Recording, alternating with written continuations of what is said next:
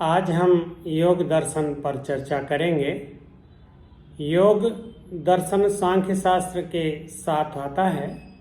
सांख्य दर्शन सिद्धांत है तो योग दर्शन प्रयोग है, और वास्तव में ये एक तकनीक है जो शरीर में व्याप्त समस्त संभावनाओं को व्यक्त करने में सहायक है और वो मानव शरीर को सिद्ध करती है।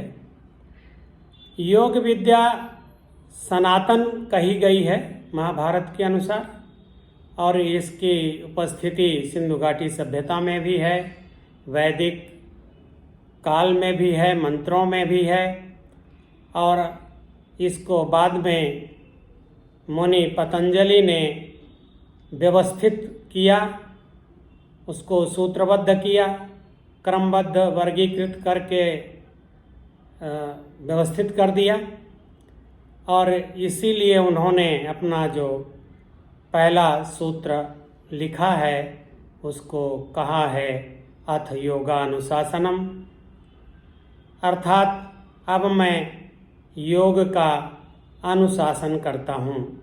शासन का अर्थ होता है उपदेश, बातें जो बताई जाती हैं।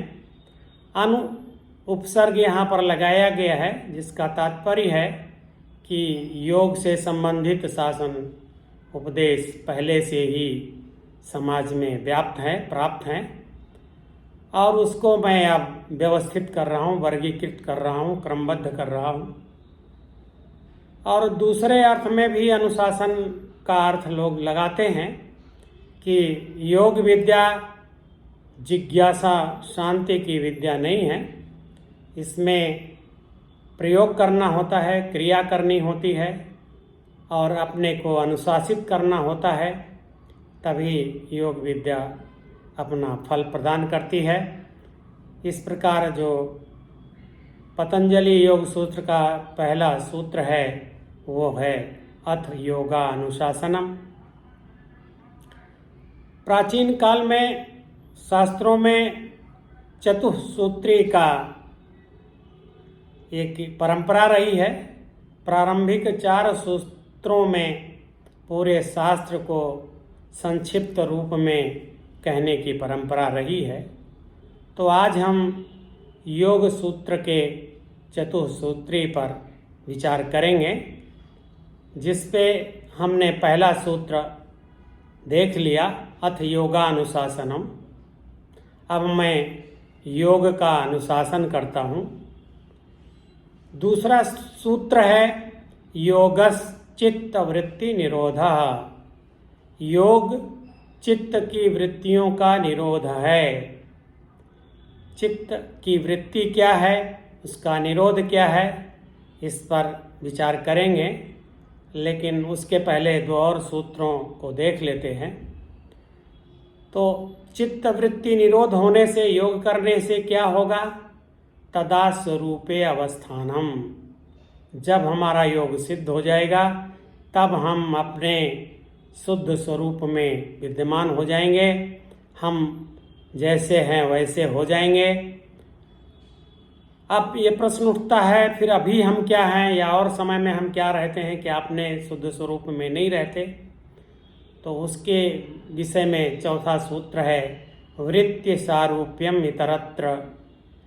इसके सिवा जब हम अपने स्वरूप में अवस्थित नहीं होते हैं, जब हमारी वृत्तियों का निरोध नहीं होता है, तो जैसी हमारी वृत्ति होती है उसी के स्वरूप, उसी के स्वरूप, उसी के जैसे हम रहते हैं। उसी के अनुसार सुखी होते हैं, दुखी होते हैं, मोहग्रस्त रहते हैं। जैसी चित्त की वृत्ति होती है वैसा हम अपने आप को समझते हैं। ये योग सूत्र की चतुसूत्री है, जिसमें मुख्य सूत्र है योगस् चित्त वृत्ति निरोधः। अब योग यहाँ पर युज धातु से बना है, जो समाधौ के अर्थ में है, समाधि के अर्थ में है। युज क्रिया के कई अर्थ हैं, लेकिन यहाँ पर जो महर्षि पतंजलि ने प्रयोग किया है वो समाधौ के अर्थ में प्रयोग किया है। तो चित्त वृत्ति क्या है? पहले हमको ये समझना पड़ेगा कि चित्ती क्या है, चित्त है क्या, तब उसकी वृत्ति हम समझ सकेंगे। सांख्य दर्शन के अनुसार हम जानते हैं कि सदा रहने वाले दो तत्व हैं, एक पुरुष है, चेतन तत्व है, दूसरा प्रकृति है, जड़ तत्व है। जब पुरुष चेतन तत्व प्रकृति के सन्निधि में आता है, तब प्रकृति के तीनों गुणों में विकृति प्रारंभ होती है, उनकी स्वरूपा अवस्था विकृत हो जाती है, विरूप अवस्था में आ जाते हैं। तो पहली जो सृष्टि होती है उसे महत कहते हैं, और जब वो हमारे शरीर से संबद्ध रहती है तब उसको हम चित्त कहते हैं। तो चित्त प्रकृति की पहली अभिव्यक्ति है, जिसमें पुरुष का अर्थात चेतन तत्व का प्रकाश पड़ता रहता है। चित्त तभी तक क्रियाशील रह सकता है जब उस पर चेतन तत्व का, पुरुष का प्रकाश पड़ता रहे। इसी चेतन तत्व को आत्म तत्व भी कहते हैं, परंतु योग शास्त्र में यहाँ पुरुष कहा गया है। पुरुष के प्रकाश से चित्त अपने कार्य विधि में प्रारंभ हो जाता है, सक्रिय हो जाता है, सक्षम हो जाता है। चित्त को बुद्धि भी कहा गया है और शास्त्रों में, परंतु योग शास्त्र में चित्त कहा गया है। चित्त त्रिगुणात्मक है, सत, रज और तम, ये तीनों गुण हैं इसमें। सत प्रकाशक है, रज क्रिया स्वरूप है, और तम इसको रोकने वाला तत्व है, स्थिर करने वाला तत्व है। परंतु सत तत्व यहाँ पर प्रभावी है, रज और तम तत्व अपने दबे रूप में हैं। और इन तीनों गुणों की ये प्रकृति है कि ये तीनों कभी ऊपर आना चाहते हैं, कभी सत ऊपर आ जाता है, कभी रज प्रभावी हो जाता है, कभी तम प्रभावी हो जाता है। जब सत प्रभावी रहता है तब चित्त ज्ञान को स्पष्टता प्रकट करता है, और जब रज प्रभावी हो जाता है तो चित्त की वृत्तियां बढ़ जाती हैं, अनेकों कार्य करने के लिए हम सोचने लगते हैं, तत्पर हो जाते हैं। और तम जब प्रभावी होता है तब हम प्रमाद में, आलस्य में, डिप्रेशन में या सुसुप्ति में जाते हैं। तो ये चित्त की वृत्तियां हैं। अब चित्त से अहंकार पैदा होता है। अगली जो अभिव्यक्ति है वो चित्त के माध्यम से, चित्त ही अहंकार रूप में, अपने एक अंश में अहंकार रूप में व्यक्त हो जाता है। और अहंकार से हमारी एकादश इंद्रियां व्यक्त हो जाती हैं और पंच तन्मात्राएं व्यक्त हो जाती हैं। अहंकार से 16 तत्व व्यक्त होते हैं, पंच तन्मात्राएं और एकादश इंद्रियां। एकादश इंद्रियां क्या हैं? पंच कर्म इंद्रिय, पंच ज्ञान इंद्रिय, एक मन, और पंच तन्मात्रा क्या है? शब्द, स्पर्श, रूप, रस और गंध। इन पंच तन्मात्राओं से पंच महाभूत व्यक्त हो जाते हैं, जिसमें आकाश, वायु, अग्नि, जल और पृथ्वी ये महाभूत हैं। महाभूत इन पंच तन्मात्राओं से युक्त रहते हैं और इसी कारण से हम इन्हें माप सकते हैं, ये मेजरमेंट के विषय होते हैं।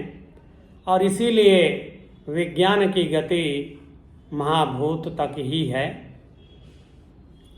और महाभूतों से ही हमारे स्थूल शरीर का निर्माण होता है, हमारा शरीर बनता है। और शरीर हमारे चित्त का, अहंकार का, इंद्रियों का, इन सब का अधिकरण होता है। जब तक हमारा स्थूल शरीर नहीं होता, हम अपने इन सूक्ष्म शरीर को प्रयोग नहीं कर सकते हैं। अब स्थूल शरीर हमारा जो पंच महाभूतों से बना है, उसको हम हार्डवेयर मान लेते हैं, उसके रूप में जानते हैं। और जो हमारी एकादश इंद्रियां हैं और तन्मात्राएं हैं, उनसे संबद्ध, और अहंकार है, चित्त है, ये हमारे सूक्ष्म शरीर हैं और इनके माध्यम से हमें ज्ञान होता है। अब जब चित्त पुरुष या चेतन तत्व या आत्म तत्व से उपरक्त है, अगर अर्थात उसका प्रकाश चित्त पर पड़ता रहता है,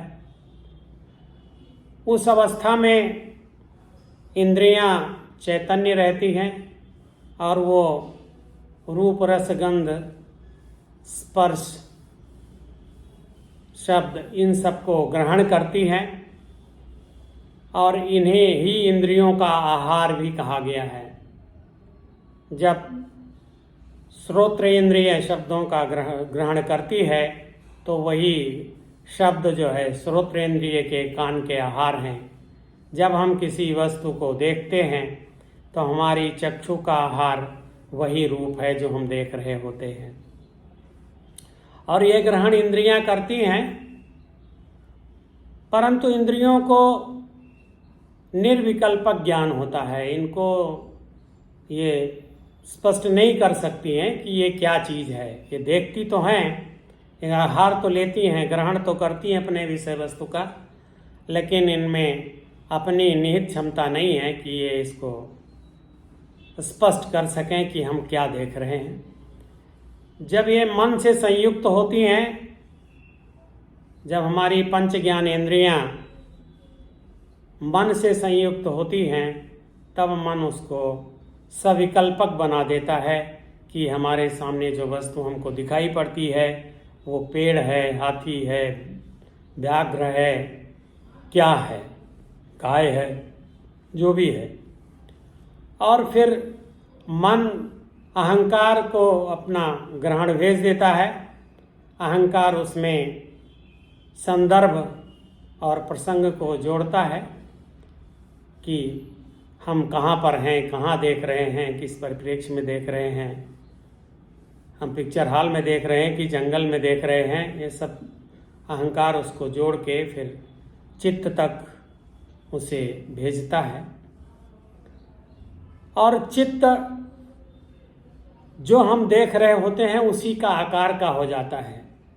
अगर हम वृक्ष देख रहे हैं, बरगद का वृक्ष देख रहे हैं, तो चित्त बरगद के वृक्ष की आकार का हो जाएगा और उसी चित्त को जो पुरुष का प्रकाश पड़ रहा है वो देखेगा। ज्ञान पुरुष को होता है। तो ये चित्त, जब हम बरगद देख रहे हैं तब चित्त बरगद की तरह होता है, जब हम शेर देख रहे होते हैं तो शेर की तरह होता है, जब हम सुई की नोक देख रहे हैं तो चित्त सुई की नोक के तरह हो जाता है, जब हम आकाश देख रहे हैं तब वो आकाश की तरह हो जाता है, जब हम समुद्र देख रहे होते हैं तब वो समुद्र के आकार का हो जाता है। इस प्रकार अब जो हम सोच भी रहे होते हैं, अगर मन भी सीधे ग्रहण भेज सकता है चित्त को, जब हम सोचते हैं, जब हमारी इंद्रियां कार्य नहीं कर रही होती हैं, तो भी चित्त जो हम सोच रहे हैं उसी के आकार का होता रहता है और उसे ही पुरुष देखता है, आत्मा देखती है, ज्ञान देखता है। तो जो ये चित्त का जो आकार बदलना है, इसी को वृत्ति कहते हैं। जो हम सोचते हैं या देखते हैं उसको अर्थ कहते हैं।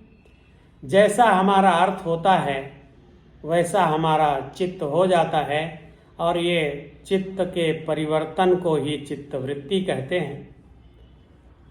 अब चित्त की वृत्ति का निरोध हो जाए तो योग हो जाएगा।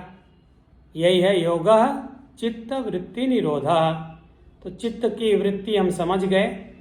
अब इसका निरोध कैसे होगा, इसको योग में बताया गया है। संक्षेप में हम ये देख सकते हैं कि हम हर समय हजारों विषय वस्तुओं को देखते हैं या सोचते हैं और चित्त उसी आकार का बनता रहता है, हर समय चलायमान रहता है। तो इसको निरोध करने का एक तरीका तो यह है कि तम प्रभावी हो जाए, हम आलस्य में आ जाएं, प्रमाद में आ जाएं या सो जाएं। सुसुप्ति अवस्था में चित्त पूरी तरह से स्थिर हो जाता है, उसमें केवल एक ही वृत्ति रह जाती है जिसको प्रत्यय भी कहते हैं, अभाव। उस समय अभाव प्रत्यय होता है, परंतु उस समय चित्त में सत्व का प्रकाश नहीं होता, वो ज्ञान ग्रहण नहीं कर सकता है, तो वो समाधि नहीं है। निरोध होके भी समाधि नहीं है, क्योंकि वहाँ पर अभाव का प्रत्यय रहता है और तम प्रभावी रहता है। तम ज्ञान को आने नहीं देता है, ज्ञान को प्रकाशित होने नहीं देता है। ये उसकी स्थिति है तम की। तो सत गुण जब प्रभावी हो जाए और हमारा चित्त निरुद्ध हो जाए तब योग सिद्ध होता है। तो इस निरोध को लाने के लिए जो हम हजारों हजार वृत्तियों को हमारे चित्त की हो रही हैं, उनको हम स्थिर करने का प्रयत्न करते हैं। कम विषय वस्तुओं में मन को लगाते हैं, एकाग्र करते हैं, एक जप करते हैं, तप करते हैं, नाना प्रकार के कार्य करते हैं और फिर एक ही विषय वस्तु को निरंतर चित्त में हम ग्रहण करते रहते हैं। तो चित्त उसी आकार का निरंतर रहता है, जिसको यहाँ पर प्रत्यय एकतांता बोला गया है कि वो एक ही प्रत्यय लगातार बना रहता है। ये धारणा की स्थिति है, और जब ये बढ़ जाती है, दीर्घ काल तक होती है, तब ध्यान हो जाता है और ज़्यादा बढ़ जाती है। एक ही विषय का जब हमारा चित्त एक ही आकार में रहता है, एक ही विषय वस्तु का ज्ञान चित्त में रहता है, चित्त उसी आकार का रहता है, तब हमें संप्रज्ञात समाधि होती है। और जब उस विषय वस्तु का भी भान नहीं रह जाता, हमें केवल अपना भान रह जाता है, तब वो असंप्रज्ञात समाधि होती है।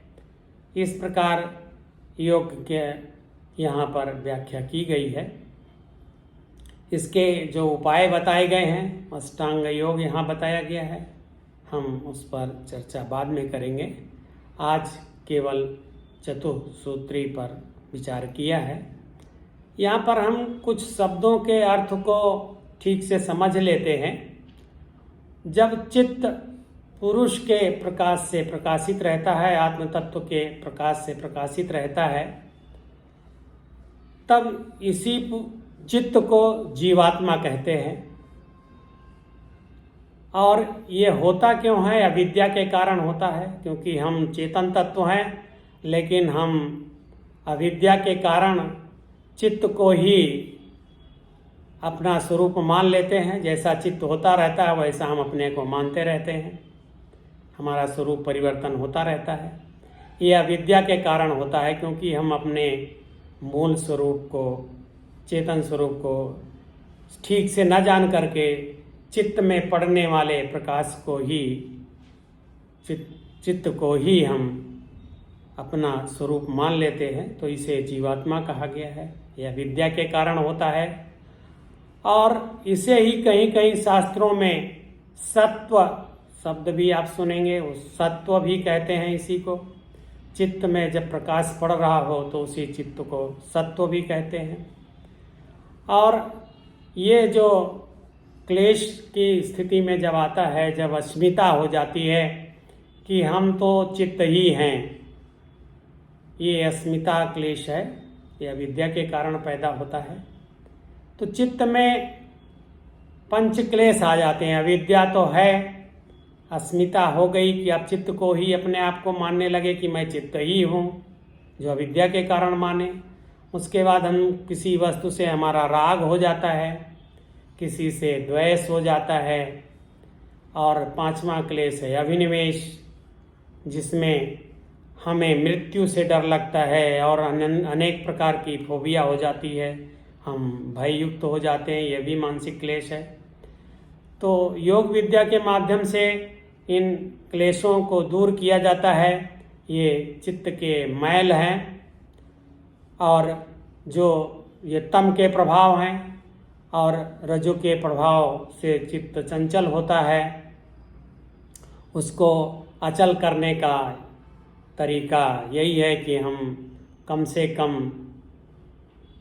वृत्तियों को उदय होने दें और फिर एक ही वृत्ति को, एक ही वस्तु को देर तक ध्यान करें, जानें तो हमारा एक वृत्ति हो जाएगी और अंत में उस वृत्ति का भी निरोध हो जाएगा।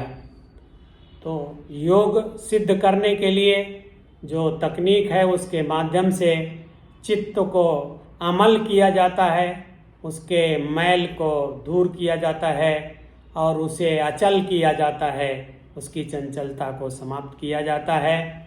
जैसे एक गहरा तालाब है और उसके पानी में अगर मैला है तो उसका तलहटी आप नहीं देख पाएंगे वहाँ क्या क्या है।